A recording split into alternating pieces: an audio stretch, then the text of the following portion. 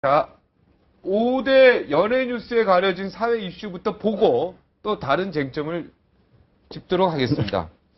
재밌지 않습니까? 이거 보시면서 무슨 생각이 드셨습니까? 연예계 뉴스하고 꼭 이게 정치 음모론인데요. 네티즌 사이에 도는 음모론이요. 이게 참 박시우성 스캔들이 나던 18일 날 인수위 공약이 번복이 됩니다. 노인 임플란트가 65세에서 75세로 지원이 변경되고 국민연금 보험료가 일부 투입된다. 기초연금 재원금 마련에. 이런 이야기가 나옵니다. 자, 요 연계에 대해서 우리 검사도 하셨던 분들이 있고 그런데 좀 아시는 내용이 있는지요? 근데 저거를 보면 정말 우리 사회가 소위 음모론이 얼마나 네. 널리 퍼져 있고 잘 먹힐 수 있는지를 보여주는 것 같은데요. 네. 이제 그 음모론의 내용은 그런 거 아닙니까? 이렇게 이제 정부의 불리한 내용이거나 뭐 네. 어떤 그 불리한 내용을 발표하기 전에 연예계 스캔들을 터트리거나 이제 발표를 그래서 하면서 뒤집어 버리는 거. 예, 네. 좀 덮는다 뭐 이런 네.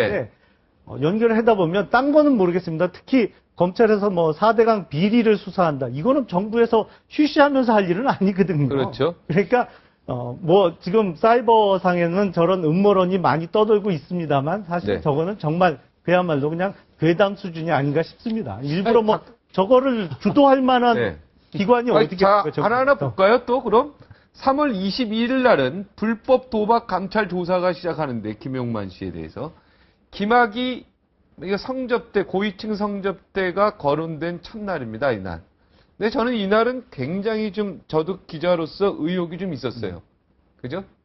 예. 네. 이때 사회 고위층들 명단이 사실은 다 발표가 되고 근데 이랬을 김용만 사건은 별 사건이 아니거든요. 오히려 박시우 사건은 그때 잘 나가던 탤런트였기 때문에 그런 일이 있다고 궁금해서 보는데 김용만이 도박했다고 사람들이 이쪽 거 한번 어떻게 볼까요? 김용만 씨도 잘 나갑니다. 아니 그렇게 하더라도 김용만 씨 잘 나가죠. 아니 잘 나가지 않는다는 게 아니라 그렇게 관심을 끌 수 있을까요? 네. 오히려 김학의 성접대에 훨씬 더 관심이 있지 않을까요? 요때 변호사들끼리 좀 이렇게 이야기되는 거 없었습니까?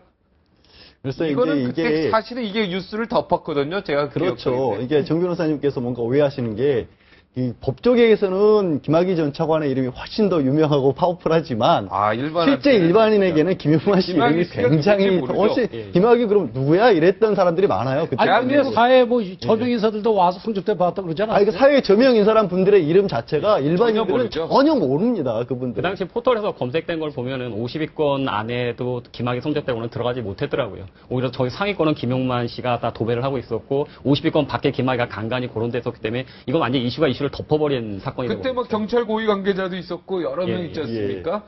야, 하여튼 그때는 김학의 법무 차관이었습니다. 현재. 그러다 보니까 사건이 컸는데 하여튼 불법 도박 검찰 조사 이게 또 검찰이에요 여기가 그죠? 박시우 그렇죠. 성스캔들도 검찰 관련된 거고. 근데 이게 검찰에서 이걸 또 흘려서 뒤엎습니다. 이게 이제 자. 저기 김 변호사님께서는 완전히 괴담이라고 말씀을 하셨는데 이 중에 하나는 뭔가가 있을 수도 있고. 괴담에 어떻게 다 괴담이라고 보기에는 좀 이상한 예. 부분도 있어요.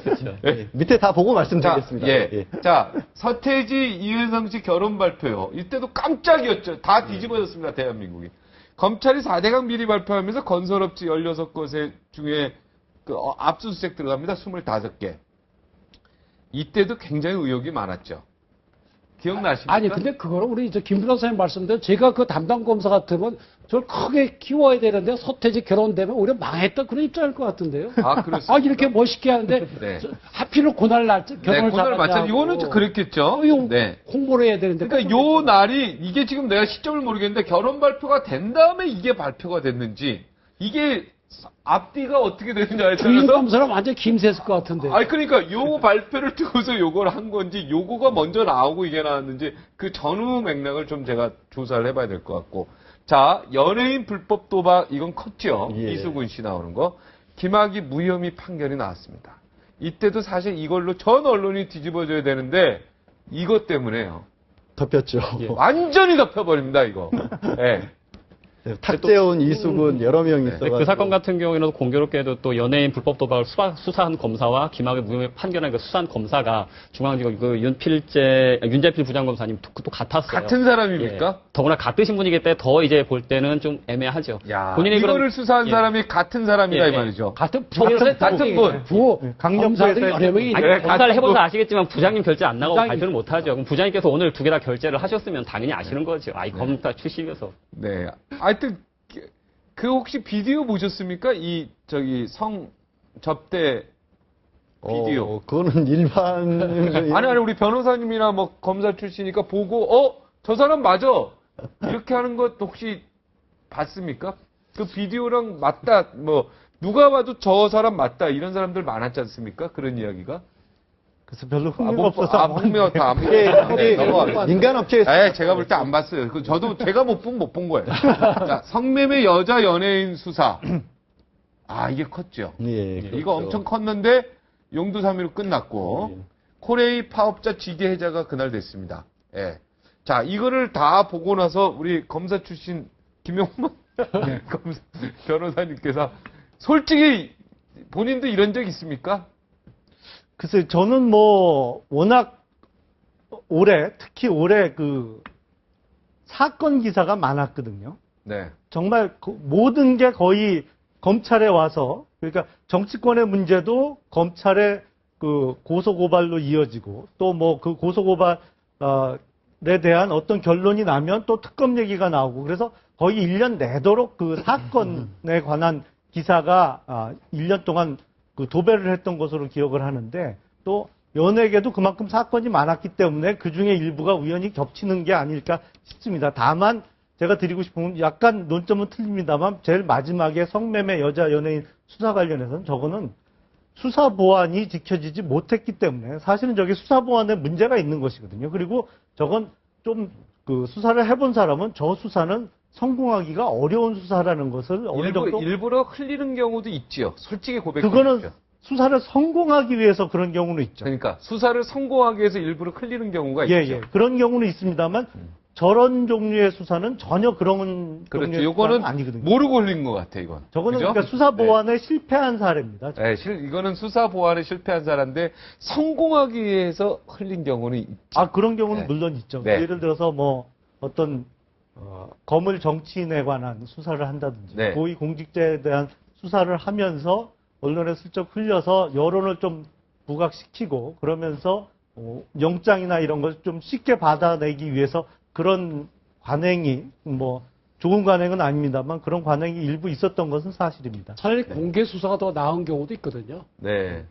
공개 수사를 안 하면 아니 말로 좀 온갖 압력도 들어오고 위에서. 예, 아니 뭐 온 동네에서 그렇죠. 위에서 위 오겠죠. 뭐. 위뿐만 아니라 옆에 뭐 다 들어오고 네. 그런 경우에 차라리 공개를 해버리고 하는 게 편할 때가 있죠. 그렇죠. 그러면서 이제 언론 핑계를 대는 거죠. 언론이 같이 도와서 수사. 저도 뭐 좀 해주고 싶은데 이 언론이 너무 떠들어서 언론에서 이거 벌써 이미 난 기사라서 사건이라 제가 어쩔 수 없이 이렇게 해서 빠져나가는 방법이 있죠. 근데 저는 이거를 이제 검찰이 그래서 가장 좀 약간 예, 의혹이 가장 깊은 게 어떤 겁니까? 이게 예. 지금 네티즌 사이에서 그렇죠. 떠도는 건데. 예. 검찰이 이건 일부러 그랬다기보다는 일부러 그러지 않았더라도 검찰이 최소한 조금 더 신중해야 했을 필요가 있다. 이거는 충분히 의심을 살 수밖에 없다라고 하는 게 두 개 도박 관련된 거는 아무래도 그런 생각이 들어요. 왜 그러냐면 예. 이 박시우 성스캔들 같은 경우에는 박시우 씨가 딱 그 시점에 맞춰서 뭔가 사고를 쳤을 리는 없잖아요. 네. 근데 도박 사건 청와대하고 연락했던 거 아니에요? 도박 사건 같은 경우에는 이게 검찰이 하루 이틀에 갑자기 수사를 해서 갑자기 결론을 내리는 수사가 아니거든요. 꽤 장기간에 걸쳐서 이 증거들을 모으고 뭐 이렇게 조사한 다음에 그 다음에 이 결과를 내놓는 건데 왜 하필이면 이렇게 더군다나 이제 검찰의 고위 간부가 근데 둘 다 있는데 도박 사건 발표할 때 더 둘 다 하필이면 예. 검찰 고위 관료가 껴있네요. 그러니까 이거는 이거 좀 의혹이 있네.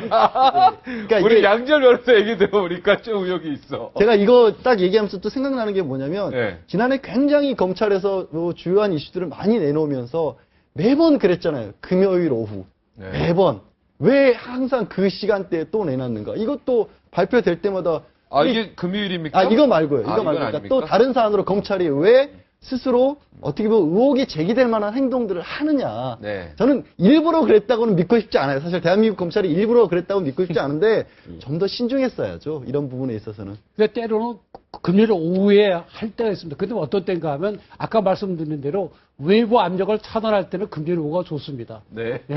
이번에는 그리고 준비를 좀 상대방이 그런 걸 못 하거든요. 이번에는 그런 사안이 금요일 아니었는데 오후에 쓰려고. 연습